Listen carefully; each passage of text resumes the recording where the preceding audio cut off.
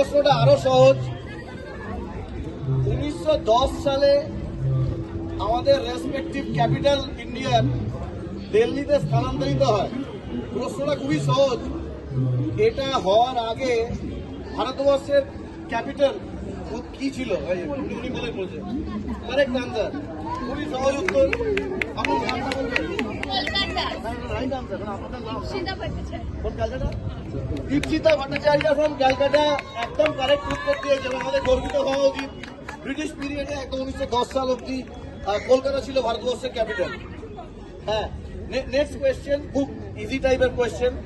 সেটা হচ্ছে যে আমাদের ইন্ডিয়ান কনস্টিটিউশনে বলা হয়েছে directive principles of state policy এটা ইজ সুপ্রিম, মানে even more supreme than fundamental rights.